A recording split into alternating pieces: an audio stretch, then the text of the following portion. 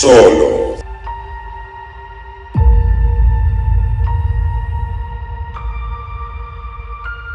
Yo, bienvenue à tous dans ce solo qui va être aujourd'hui consacré à Spider-Man No Way Home, le dernier film de chez Marvel en date, qui débarque très peu de temps après The Eternals.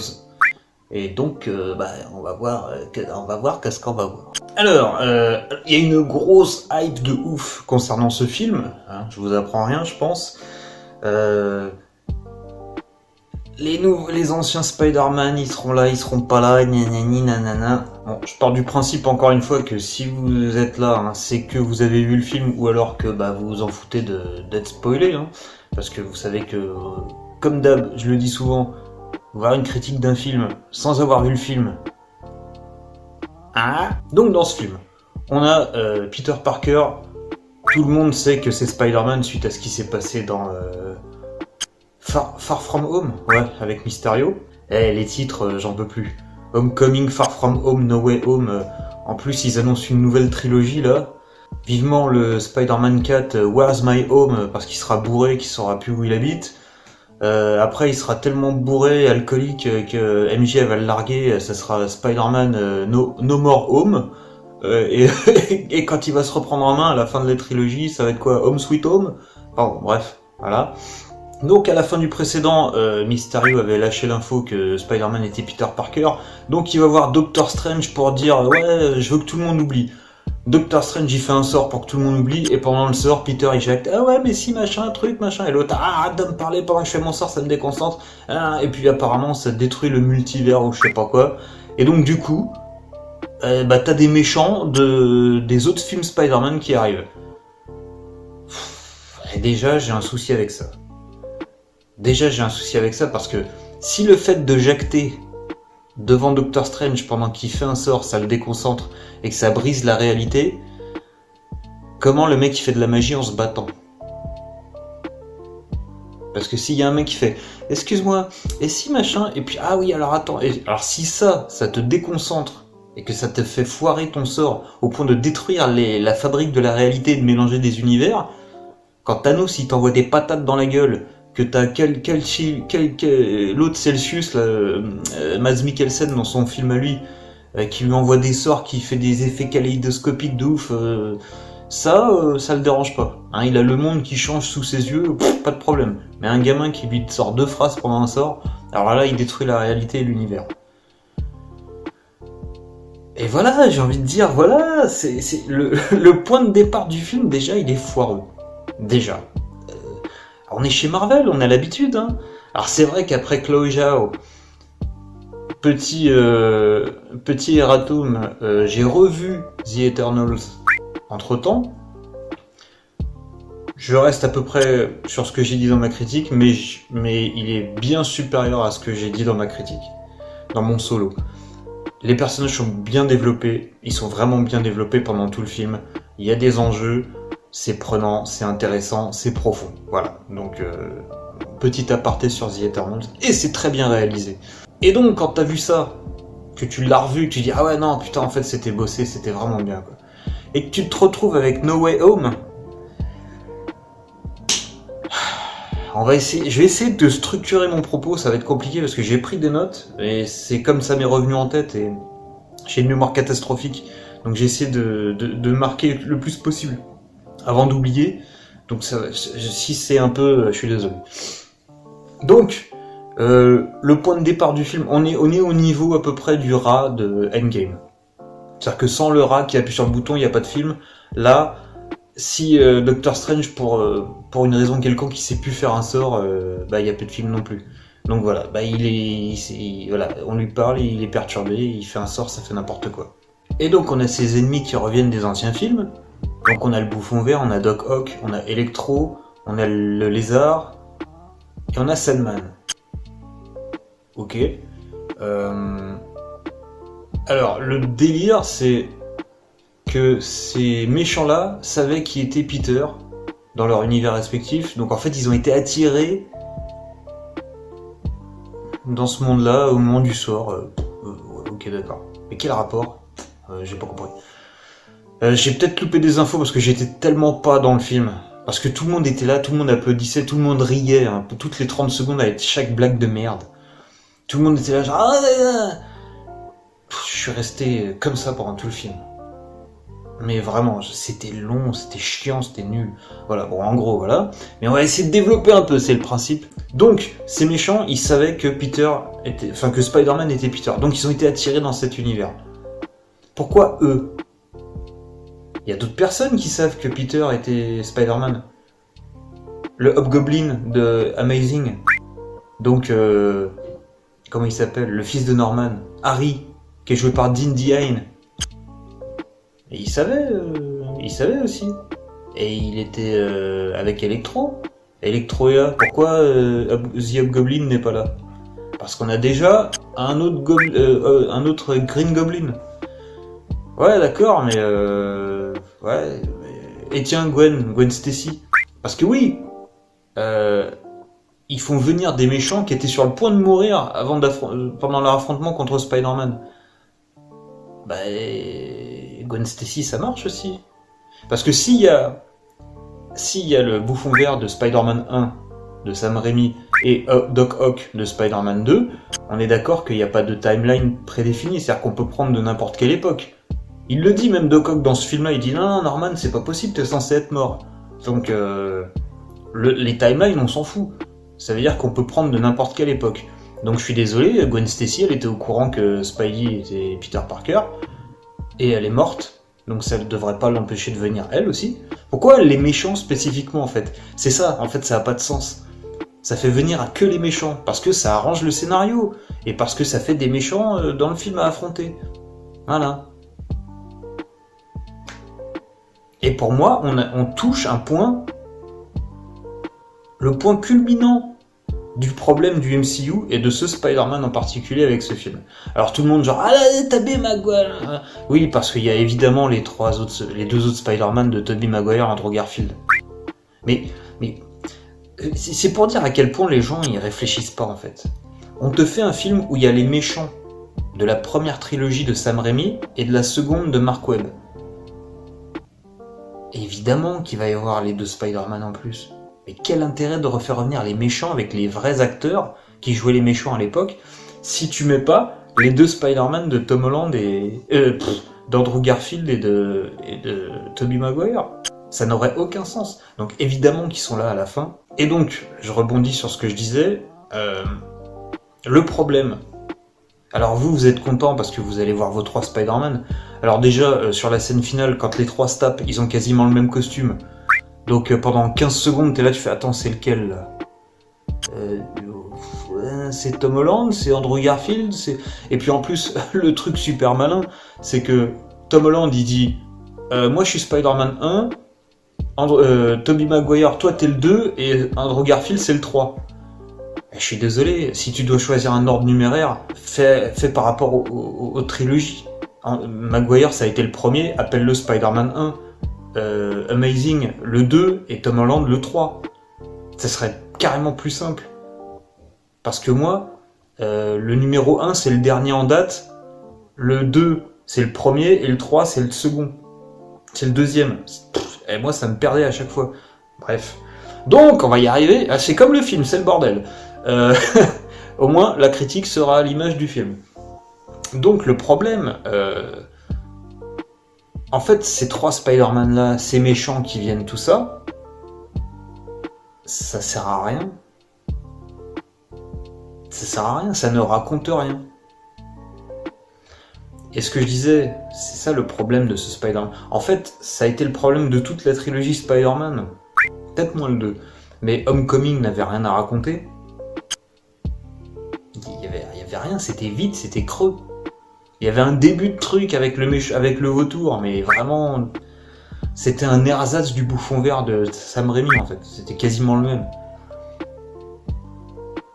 Et Far From Home, si, il y avait un petit truc, il y avait un effort sur Quentin Beck de faire déjà ce parallèle avec un réalisateur de film, qui était sympa, et de rattacher son histoire à celle de Civil War, à celle du premier Iron Man, et à plein de choses qui se sont greffées petit à petit dans le MCU Là, il y avait un petit effort de se rattraper aux branches, mais plutôt bien fait. Donc ça, c'était cool. Mais alors, ce film-là, ça sert à rien qu'ils soient tous là. Ils n'ont aucune connexion avec Peter, ça ne raconte rien par rapport à lui. C'est... Bah ouais, non, ça n'a aucun intérêt. À part le fanservice, ça n'a aucun intérêt. Donc on a toujours aussi le même problème de l'humour. Hein, oh là là. Alors, mea culpa, j'avais dit que Kingo, donc le personnage joué par Kumail Nanjiani dans The Eternals, était insupportable et qu'on voyait que c'était pas Nanjiani qui avait écrit ses blagues parce qu'il est drôle d'habitude. Apparemment, si, c'est lui qui a écrit ses blagues. Et en le revoyant, bon, c'est pas, tu te tapes pas le cul par terre, mais ça passait mieux. Voilà, j'avais peut-être mis de côté mes a priori sur Marvel, et ça passait mieux, j'avoue, c'est pas la grosse poilade, mais ça passe bien. C'est bien dosé, et ça n'entache pas les enjeux ni le récit. Là, par contre, ici, c'est le même problème que dans quasiment tous les Marvel. Toutes les 30 secondes, c'est timé. Il y a une blague, c'est de la merde. C'est naze, ça sert à rien, ça désamorce tout le temps. La seule scène qui marche bien. Bon, on est dans les spoils. Hein. L'une des... Ouais, encore. Parce que j'en ai rien à foutre des personnages, en fait, je m'en carre. Quand Tante May, elle meurt, Tom Holland, il joue un peu mieux que d'habitude. Mais moi, ces personnages, j'en ai rien à carrer. Donc je m'en fous. La seule scène qui a fonctionné, je trouve, c'est quand les 3 Spider-Man discutent entre eux. Et que chacun dit, ouais, bah moi j'ai perdu mon oncle Ben, moi aussi, moi j'ai perdu Gwen, moi j'ai perdu ma tante May, tout ça. Là, il y a un truc qui se passe et je suis désolé. Je suis désolé, hein. Mais pour moi, Andrew Garfield, c'est le meilleur. Ah, oui, je sais, il y a l'école...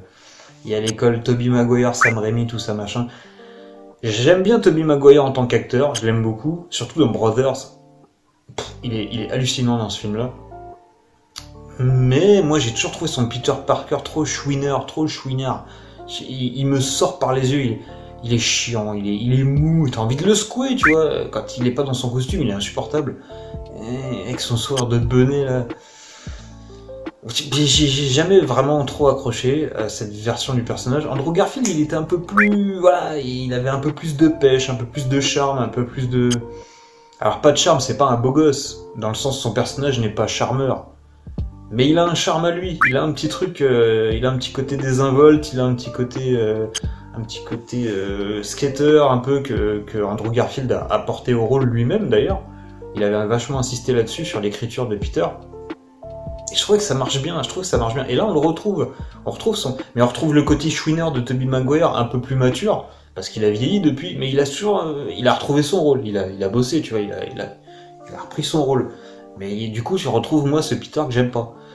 Contrairement à Garfield, qui, lui, on retrouve ça, plus les conséquences de ce qu'il a vécu dans le Amazing Spider-Man 2. Donc la perte de Gwen, dont il s'est jamais remis. Et ça marche bien, en fait. Pareil, MJ tombe à un moment d'un balcon, je sais pas quoi, d'un échafaudage. C'est lui qui va la sauver. Et moi, ça m'a touché. Parce que la scène de The Amazing Spider-Man 2, quand Gwen elle meurt, elle me fait mal. Elle me fait mal à chaque fois parce que déjà, il y a une superbe symbolique où en fait, il se jette, il sort sa toile là, comme ça. Et en fait, on voit la toile qui se déplie et qui symboliquement fait une espèce de main qui essaye de l'attraper. Et malgré le fait qu'elle l'attrape, elle se brise la nuque en tombant. Et moi, ça me déchire un peu, tu vois. Et le fait que là, ça soit lui qui se jette dans le vide pour sauver la MJ de Tom Holland et qu'il la sauve, en fait, sa réaction... On voit qu'il quelque part il s'est racheté et on voit qu'il a les larmes qui coulent. Et il dit rien. Il lui dit ça va, elle lui dit oui ça va. Et juste, voilà, c'est tout. Et ça marche d'enfer. Ça marche d'enfer ça.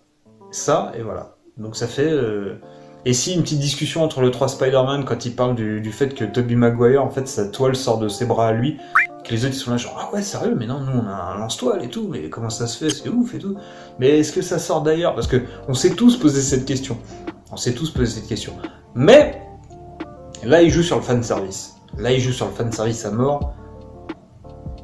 C'est rigolo mais ça sert à rien en fait. C'est pas comme finir l'arc de Garfield qui malheureusement n'a jamais eu de fin d'arc parce qu'il n'y a jamais eu le 3e Amazing Spider-Man. Je trouve que c'était vachement cool, parce que moi c'est la saga que je préfère, qu'ils aient terminé son arc narratif dans ce film-là. Je trouvais que c'était une belle fin au personnage, à ce personnage-là.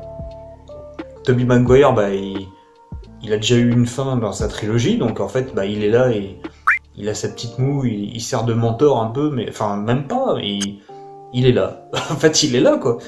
Mais il sert pas à grand chose. Voilà.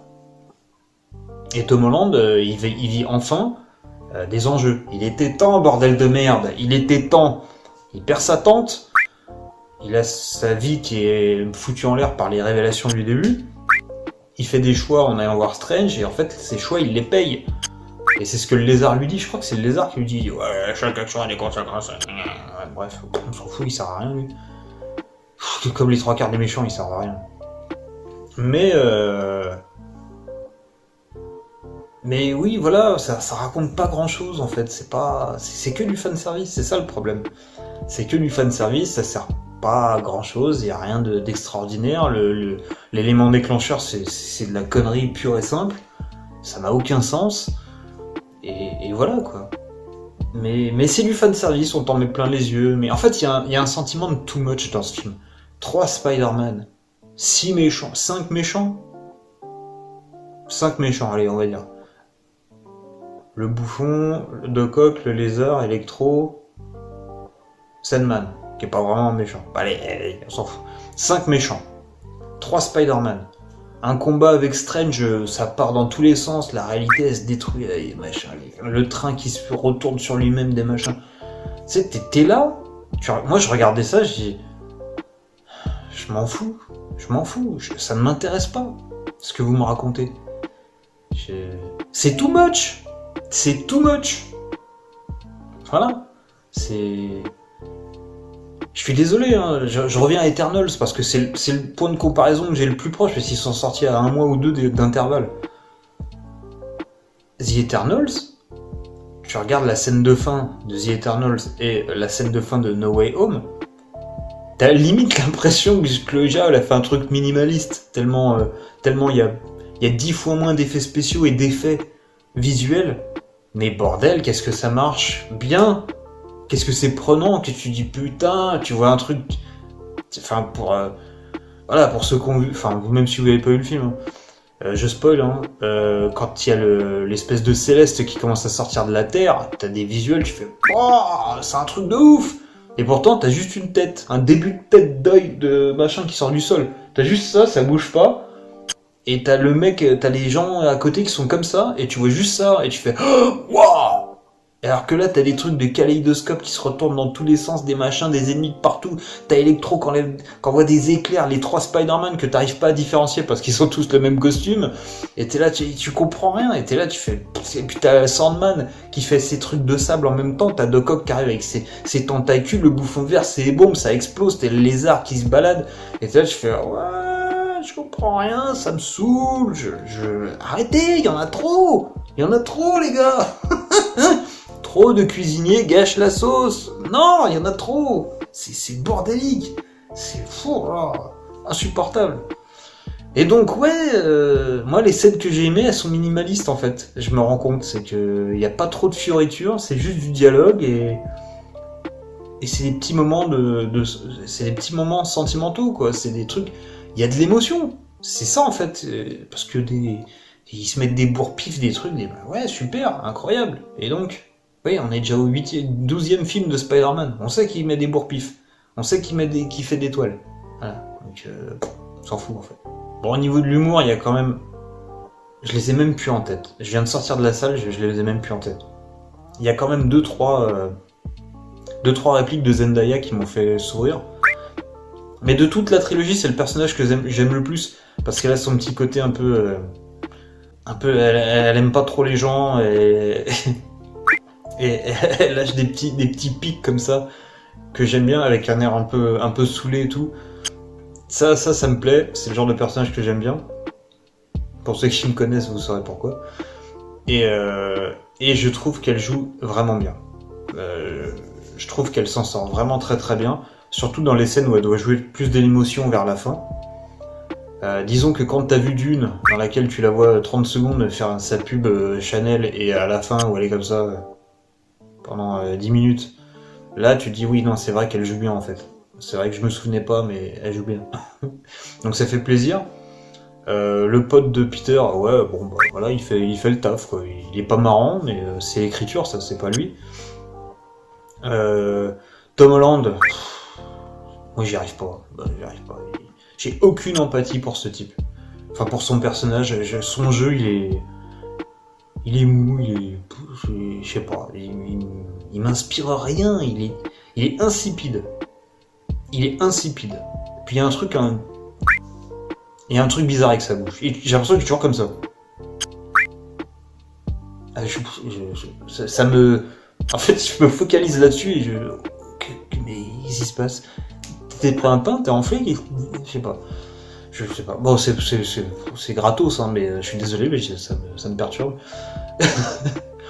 Et puis surtout, quand tu le mets à côté d'Andrew Garfield et Maguire, quoi, genre, tu vois qu'il y a une différence de charisme et de jeu, quoi. Enfin, les deux, ils apparaissent 10 minutes à la fin, ils éclipsent complètement le petit gars qui est là depuis 3 films, quoi. Mais vraiment.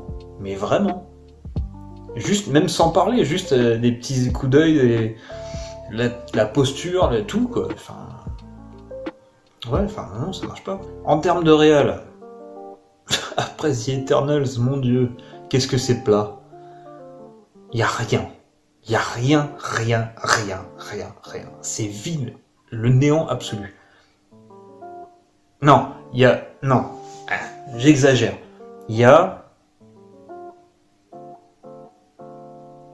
Je crois qu'il y a que 2 plans. Ouais, il y a un espèce de plan séquence au début où en fait Peter rentre chez lui. Il est avec MJ. Et en fait, il est dans sa chambre, le plan commence, il est dans sa chambre, il va sortir en train de parler avec Tante May dans le couloir. Il me semble qu'ils vont dans le salon. Il y a Happy, donc le garde du corps d'Iron Man, mais du coup, qu'est-ce qu'il fout là? On sait plus. Qui est là. Et en fait, la caméra va panoter, va tourner autour d'eux, parce qu'ils sont tous en train de parler en même temps, de s'embrouiller et tout, et puis il se passe des choses en plus à l'extérieur du bâtiment. Et en fait, il y a un sentiment de chaos à ce moment-là. Parce qu'effectivement, c'est le bordel. C'est le bordel parce que tout le monde sait qui est Spider-Man, donc il y a les hélicos des journalistes qui tournent autour de l'immeuble. Il y a Happy et May qui ont leurs histoires à eux. Il y a Zendaya et Tom Holland qui discutent entre eux, et puis les deux discussions se mélangent entre les personnages, plus le fait que tout le monde sait qui est Spider-Man, mais il y a la télé qui en parle et tout, machin. Et là tu sens qu'il y a un bordel dans sa vie qui arrive à ce moment-là. Et ça, du coup, c'est appuyé par la réal à ce moment-là. Ça, c'était cool, et je me suis dit... Et comme ça arrive au bout de 10 minutes, un quart d'heure de film, je me suis dit, John Watts, si tu commences à nous faire ça pendant tout le film, on est bon. Spoiler, c'est pas le cas. On va voir ça, et on va avoir un... Alors, je sais jamais si c'est de la Steadicam, ou si c'est de la Snorricam. Non, la Steadicam, c'est ce qui a été développé pour faire la scène des marches de Rocky. Le premier, quand il monte les marches, quand il court, justement la Steadicam c'est un harnais et ça te permet de limiter les mouvements de caméra pour que tu puisses monter, même en montant des marches, tu puisses avoir une image fluide, sans les à-coups du mec qui monte, quoi. Donc non, c'est ça la Steadicam. La Snorricam c'est à peu près le même principe, c'est le harnais, sauf que t'as la caméra qui te filme directement. Pour ceux qui ont vu Requiem for a Dream, c'est un des exemples les plus connus avec la grand-mère qui pète un plomb dès qu'elle a pris ses cachetons là. Et en fait, ça fait un espèce de truc bizarre, ça fait une espèce de... Vraiment, on est limite en fisheye, on est comme ça, et en fait, la tête reste fixe, et en fait, on a que le décor qui bouge, quoi. Et ça fait un effet très bizarre, et c'est utilisé à un moment où il a son Spider Sense qui s'active, Et donc du coup visuellement on a un truc un peu qui change un peu. Mais j'ai envie de dire au bout du 3e film, enfin fallait y penser avant les gars. C'est pas au 3e film qui... Je crois que dans le premier il y est pas. Je crois que dans le 2 il marche pas. Et dans Infinity War on a juste vu ses poils se dresser sur les bras. Donc au 5e film il se décide de faire un effet quoi. Ok si tu veux. Mais à part ça, en termes de réal, je crois qu'il n'y a rien d'autre. J'ai rien vu. J'ai rien vu de... Non, franchement, non. Après, il y a peut-être, mais il n'y a rien qui m'a marqué à part ces 2 plans. C'est la loose quand même. Bon, je suis désolé, hein, je vais reprendre un peu des notes, parce que là, je crois que j'ai fait un peu le tour de ce qui me reste en tête. Je vais refaire un peu le tour de mes notes, donc ça risque d'un peu partir dans tous les sens, mais du coup, là, je vois plus trop ce que j'allais dire comme ça de mémoire. Oui, la musique de Michael Giacchino. Je sais jamais comment on dit Giacchino, j'en sais rien. Celui qui a fait les musiques de Lost et plein d'autres mélodies, plein d'autres chansons de films récemment. Les Star Trek, je crois, et même les nouveaux Star Wars, il me semble. Alors, ça m'a pas marqué. J'ai pas de chanson en tête parce que vraiment, quand il y a des musiques qui me marquent dans un film, en général, je sors, je les cherche et je les écoute pendant tout le chemin à la maison. Là, j'ai pas de musique qui m'a marqué, mais 2-3 fois j'ai tilté, j'ai fait ah putain cette musique elle est sympa, mais pas au point d'avoir la curiosité d'aller les chercher et pas d'avoir de thème qui me soit resté en tête. Donc ça accompagne bien, ça accompagne vraiment bien l'action, mais malheureusement c'est tout et j'aurais bien aimé un peu plus quoi. Alors est-ce que le mec a eu le temps, est-ce qu'il a pas été inspiré, est-ce que je sais pas. Le truc c'est que à chaque fois, je me souviens que quand Tobey Maguire arrive à l'écran, on a le début du thème le début de son thème à lui dans ses films d'avant qui arrive. Je suppute qu'il y a la même chose pour Andrew Garfield. Il me semble que Doc Ock et le Bouffon Vert c'est pareil, il y a leur thème à eux quand ils sont là. Apparemment, et ça j'en suis dégoûté parce que je l'attendais, apparemment il y a le thème d'Electro quand Electro il arrive. Et ce thème d'Electro il est génial. Ce thème d'Electro il est génial et c'est pour ça que je suis surpris de ne pas l'avoir entendu, de ne pas avoir tilté parce que je l'ai écouté pendant des mois et des mois, ce thème il est génial. J'allais même vous faire un MSK sur la scène de Times Square. Quand il déploie ses pouvoirs avec cette musique complètement dingue. Mais le MSK, c'est compliqué avec les droits d'auteur et tout ça. Peut-être qu'on en fera un, on verra, on en reparlera peut-être un jour. Mais c'était prévu. Et justement à cause de cette musique, plus ou moins, et de la scène qui est complètement ouf. Mais du coup, apparemment, on m'a dit qu'elle était dedans. Et moi, je l'ai pas entendu. Et c'était un de mes griefs, je l'ai marqué. Mais je l'ai marqué où d'ailleurs ? Tout le travail sur Electro niveau musique et son dans Amazing est passé à la trappe. Bah ouais, parce que je m'en souviens pas en fait. Je me souviens pas d'avoir entendu son thème quoi. Avec les chœurs et tout. Putain. Ah, je peux pas vous le mettre, mais je vais vous mettre le lien en description. C'est une tuerie. Ce son, c'est une tuerie. C'est génial. Ah oui, son pote là, c'est un magicien. Il sait faire des portails. Alors, mais t'y comprends pas, il a la bague de Doctor Strange.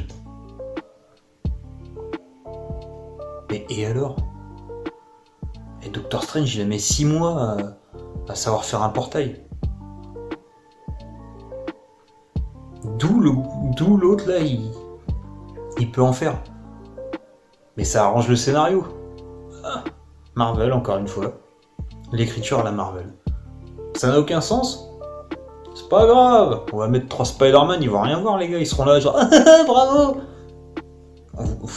C'est ça qui est ouf avec Marvel, c'est qu'on vous prend pour des cons, mais comme on vous fait plaisir, on vous met des trucs devant les yeux, vous voyez rien quoi. Et puis tout le monde a applaudi et tout, bah oui, c'est normal. Quand il a fait son portail, tout le monde a rigolé, parce que c'est drôle effectivement. C'est drôle qu'on se torche le cul avec le scénario comme ça, et qu'on vous prenne pour des cons, qu'on fasse des trucs qui n'ont aucun sens. Mais c'est rigolo, il y a le Bouffon Vert. Il y a une petite référence à Miles Morales,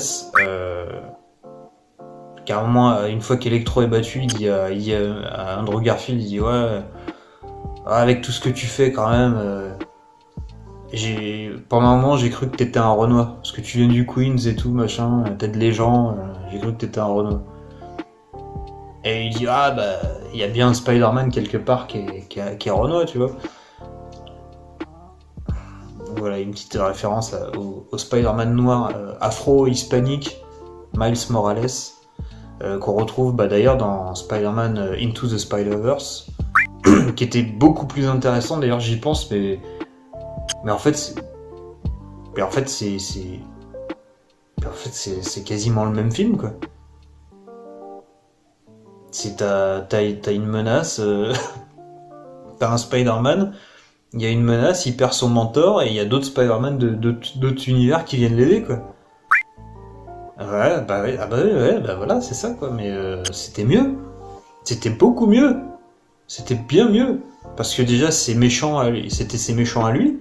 Donc ils avaient un lien avec lui. Parce que c'était pas juste des méchants random qui viennent d'ailleurs qu'il faut arrêter, quoi. Non, il y avait un lien direct avec lui et sa vie. Et puis voilà, quoi. Chaque Spider-Man lui apportait quelque chose.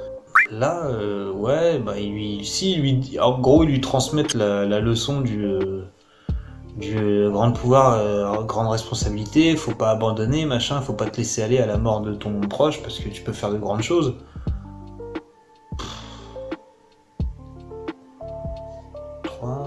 3h30, 2 de Mark Webb,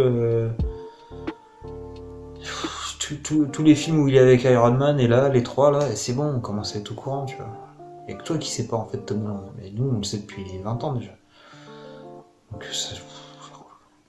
Ah oui, alors, tous les méchants, ça devient des machines à blagues. Même le lézard, il fait des blagues, quoi. Le truc, c'est à moitié un tyrannosaure qui mange des gens, et il te fait des blagues, quoi. Enfin, bref. C'est quoi votre délire avec Star Wars, là ? Faut arrêter, hein. Faut arrêter de foutre Star Wars partout dans les Spider-Man, ça devient super chiant. Alors je sais plus, dans le premier ils construisent l'étoile de la mort avec Ned, dans le deuxième je sais plus, je sais pas s'il y a une référence, je pense qu'il y en a une, parce que j'avais vraiment mal faire une référence à Star Wars dans le 1, dans le 3 et pas dans le 2. Et là dans le 3 il y a un plan sur un Lego de Palpatine qui lance des éclairs, quoi. Pour faire un lien avec Electro et nous vendre encore du Star Wars. Même quand il n'y a plus de Star Wars, vous nous avez fait dégueuler du Star Wars, on n'en veut plus. Vous nous collez du Star Wars dans d'autres franchises maintenant.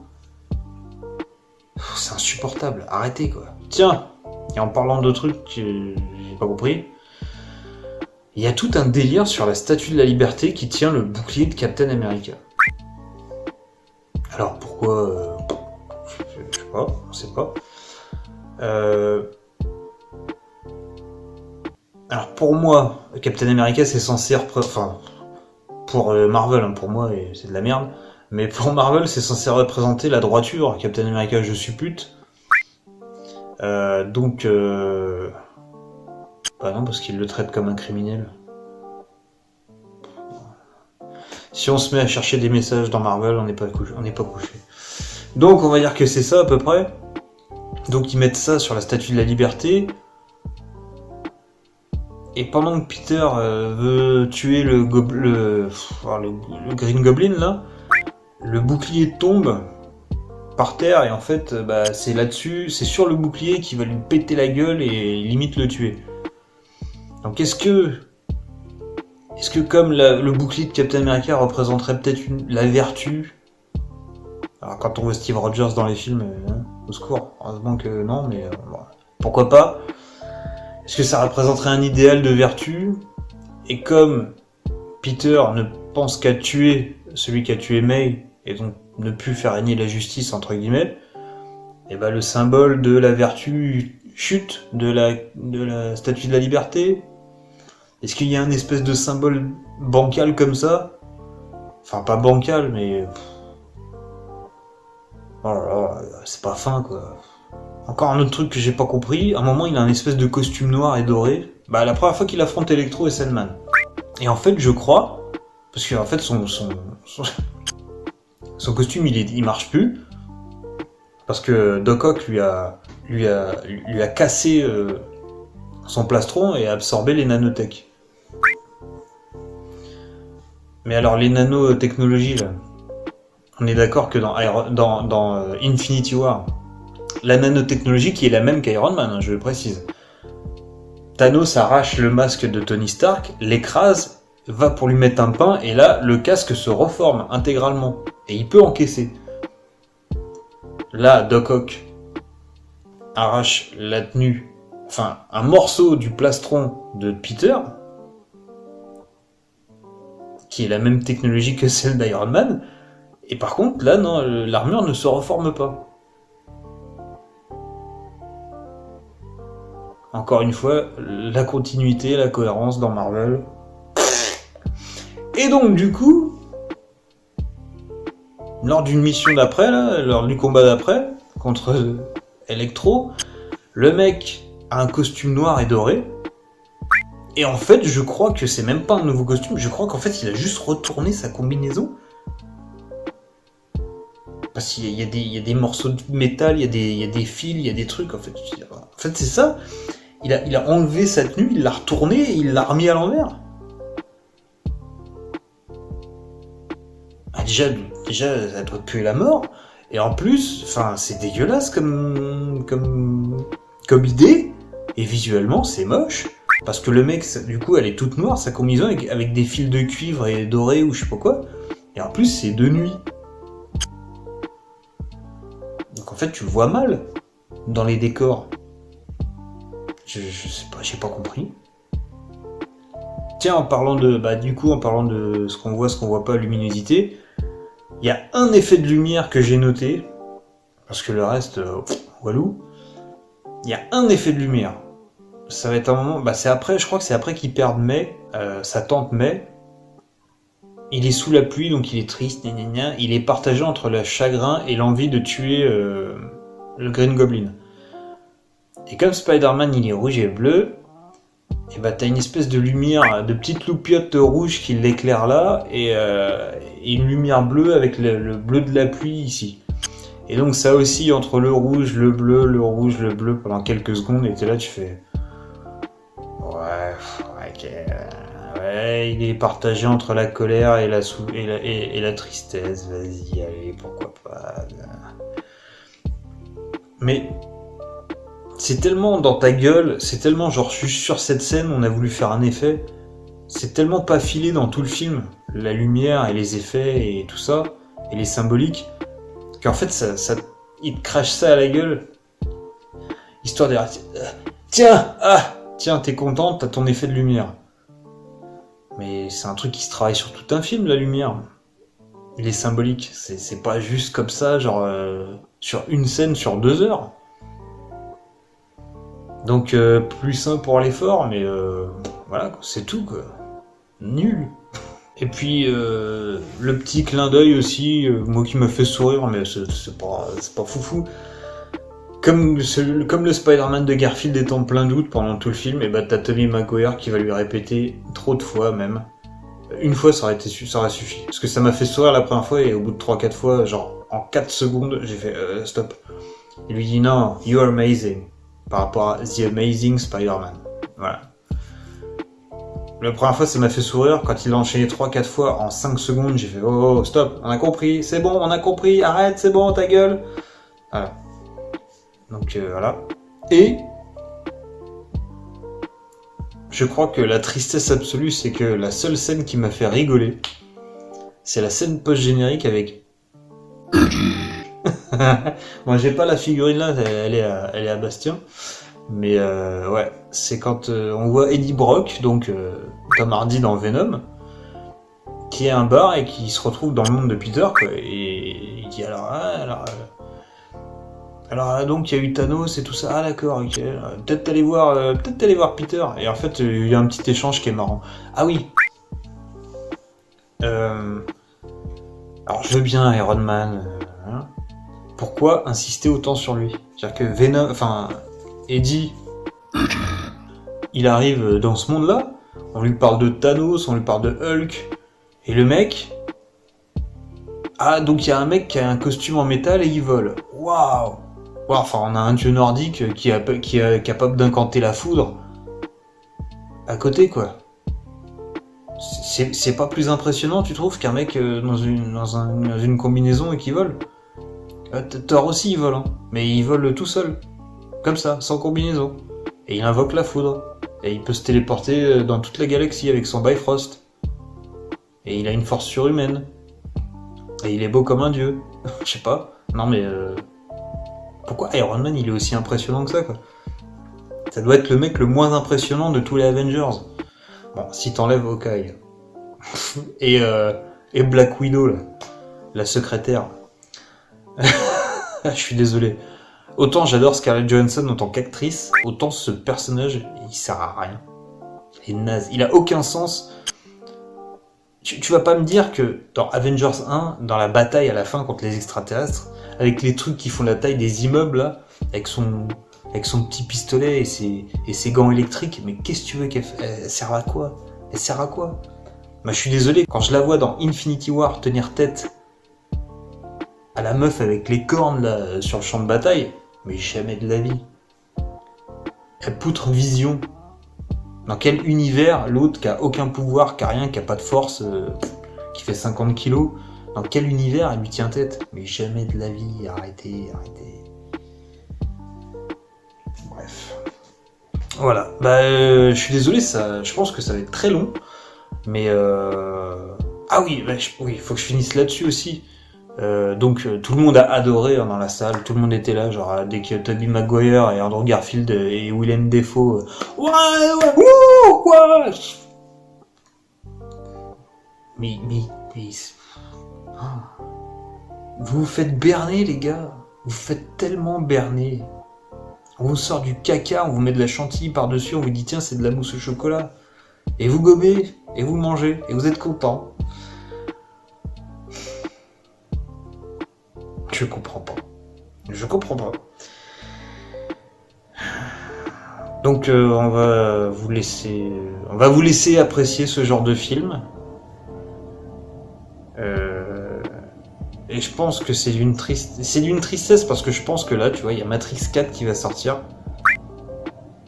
Et je pense que No Way Home, il va l'éclater en termes de chiffres, en termes d'entrée. Et ça va être une tragédie ce truc-là, comme dirait Jean-Pierre, si tu nous écoutes. Ça va être une tragédie ce truc-là. Ouais, bref. Voilà, donc c'était du caca. C'est même pas divertissant, parce que même les phases d'action, je me suis fait chier. C'est la quintessence du vide de cette saga Spider-Man chez Marvel Studios. Il y a tellement rien à dire qu'on est obligé de ramener les autres Spider-Man et les autres méchants parce que sinon on n'a rien à raconter. Et même avec ça, on n'a rien à raconter. C'est un peu la tristesse. Donc voilà. Donc je ne vous encourage pas à le voir. En même temps, si vous avez vu cette vidéo, c'est que vous l'avez vu. Et voilà. J'espère que on se retrouvera bientôt pour un meilleur film. Et alors le prochain, normalement, c'est Matrix 4. Alors là... Alors autant Spider-Man, j'en ai rien à carrer. Zéro hype, tout le monde est là, genre, ouh, rien à foutre. Mais alors Matrix 4. Alors là... Je pense que ça va envoyer du pâté ouzbek. Ça veut rien dire, j'en ai rien à foutre. Donc on se retrouve bientôt pour normalement la réaction à chaud avec le barbu de Matrix 4. Et allez pas voir ça, c'est de la merde. Comme quoi, hein, 3 fois du caca, ça fera toujours du caca. Allez, ciao.